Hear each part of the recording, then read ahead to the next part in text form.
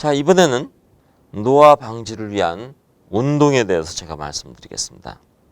우리 흔히 운동하면 유산소 운동을 최고로 꼽습니다.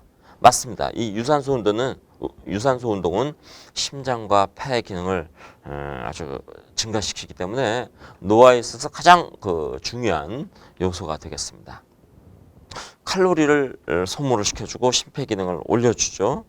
또 웰빙 센스, 내가 이제 좋은 그런 웰빙의 어떤 느낌을 올려줍니다. 또 유산소 운동을 하면 인지력도 올라가는 것으로 되어 있습니다. 그래서 노화 방지를 위해서 이 유산소 운동을 하는 것은 굉장히 중요한 일이 되겠습니다. 반가운 거는 유산소 운동을 하면 면역 기능도 좀 올라갑니다. 그래서 체내에 있는 염증이 가라앉는 그런 것을 보여주고 있습니다. 유산소 운동뿐만 아니라 근력 운동도 매우 중요합니다. 그래서 근력 운동을 하게 되면 근력도 강화되고 지방도 제거되는 그런 효과가 있습니다. 그래서 성장 호르몬이랄지 다른 항노화 물질을 증가시키는 효과가 있죠.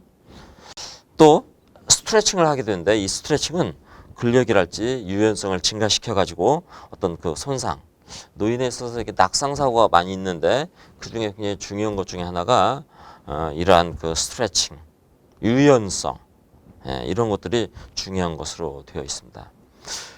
이런 운동을 하게 되면요, 아까 제가 심폐 기능이 강화된다 이렇게 말씀을 드렸는데 순환기, 특히 혈압이 떨어집니다. 혈압이.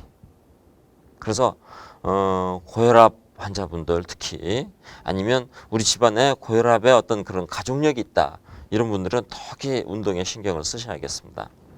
또 호흡기, 아주 폐 능력이 향상됩니다. 골격근이 증가하면서 미토콘드리아의 수, 미토콘드리아의 어떤 능력 이런 것들이 증가하고 지방산을 산화시키는 그런 능력이 증가합니다. 그리고 신진대사, 나이 들수록 신진대사가 떨어지는데 신진대사를 활성화시켜줍니다. 그래서 체지방, 체중 이런 걸 감소시키고 혈중에 좋은 콜레스테롤, 고밀도 콜레스테롤, HDL이라고 불리는 그 HDL 콜레스테롤을 증가를 시킵니다. 그럼 이런 HDL 콜레스테롤은 또 심장을 갖다가 보호하는 그런 역할이 있죠. 또 뼈의 칼슘 침착을 증가시켜 가지고 골다공증을 예방하는 그런 효과, 인슐린 수용체 감수성을 증가시켜 가지고 당뇨를 갖다가 이렇게 더 진행하지 않도록 정상으로 돌아올 수 있도록 하는 그런 효과가 있습니다. 이 운동을 하게 되면요, 정신적으로 아주 유익한, 특히 이제 불안이랄지 우울이랄지 이런 정서 장애가 나이가 들면서 올 수가 있는데, 이 운동을 하게 되면 그러한 정서 장애에서 굉장히 호전이 됩니다. 자기에 대한 자긍심이 증가하고요, 어떤 성적으로도 좀 더 활발해지고, 반가운 거는 이렇게 연세 드시면서 치매를 염려하시는 분들이 많으신데 운동을 하시게 되면요, 이 대뇌의 어떤 그 용적이 줄지 않고 오히려 증가하는 것으로 좀 알려져 있어요. 그래서 인지 능력도 향상되는 것으로 그렇게 보고가 되고 있습니다. 그렇다면 어떠한 운동을 할 것이냐? 그런데 저는 가장 중요한 것은 안전성에 있다고 봅니다. 운동하라고 이렇게 제가 권해드리면 다음번에 이렇게 목발 짚고 오시는 분들이 계세요. 왜? 운동하다가 미끄러지고 이런 거예요. 그래서 운동은 가장 중요한 거 안전성입니다. 부상의 위험은 철저하게 미리 조사를 하셔야 돼요. 그리고 너무 힘들게 하시면 안 됩니다. 제가 활성산소 이야기를 쭉 해왔는데 운동을 심하게 격한 운동을 하면 운동 후에 오히려 활성산소의 발생이 많아집니다. 그래서 이 운동은 아주 고강도의 운동을 하시면 되지 않고요. 그러면 안 되고 피하고 적당하게 어느 정도, 예를 들어서 걷거나 뛸 때 약간 숨이 찰 정도. 그래서 옆 사람하고 이야기는 할 정도, 숨은 차지만.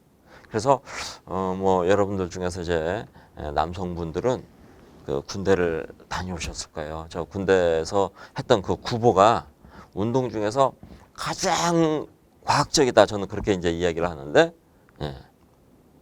자, 노래를 군가를 부르면서 운동을 합니다. 그래서 맨 처음 들어갔을 때는 잘 못 뛰어요. 근데 이제 나중에 이제 병장쯤 되면 굉장히 군가도 씩씩하게 부르면서 뛰는 속도도 굉장히 이게 빨라지는 걸 볼 수 있습니다. 그래서 그런 식으로 운동을 하면 적절한 운동 강도, 그다음에 그로 인한 어떤 효과 이런 걸 다 볼 수 있습니다. 굳이 내가 예를 들면 우리 집에서 수영장은 너무 멀다. 근데 수영을 꼭 해야겠다. 이거는 좀 적절치 않은 것 같습니다. 그래서 늘 할 수 있는, 여기서 또 중요한 것은 일주일에 하루 잡아서 그날 다 그날 다 운동을 하겠다. 이건 안 된다는 거죠. 매일 일주일에 3번, 최소한 일주일에 최소한 3번, 권하기는 일주일에 5번. 그래서 전 환자분들께 매일 하시라고 그럽니다. 그러다 보면 하루 이틀은 어떤 일이 있어가지고 이제 못 하시게 되는데, 그렇게 되면은 일주일에 5번. 그러면 아주 운동으로 인한 효과, 그 중에서 특히 항노화 효과를 얻을 수가 있을 것 같습니다.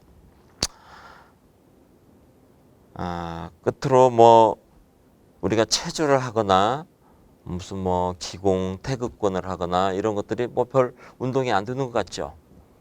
그런데 태극권을 예를 들면 느릿느릿 움직이는 그런 태극권도 실은 시속 6km의 속도로 걷는 유산소 운동 효과가 있다, 이렇게 알려지고 있거든요. 그래서 여러분들 굳이 뛰지 않더라도, 그 다음에 파워워킹 아주 빨리 걷지 않더라도 집안에서라도 체조를, 예를 들어서 체조를 한 40분에서 1시간 정도 하신다. 저는 그게 최고의 운동이라고 생각합니다. 제가 알고 있는 한 친구도 그렇게 체조를 열심히 해요. 저보다 굉장히 더 감기에 걸리지도 않고 더 건강합니다. 그러니까 여러분, 운동이라고 해서 꼭 헬스클럽을 가야 되는 거냐, 꼭 수영장을 가야 되느냐, 그렇지 않습니다.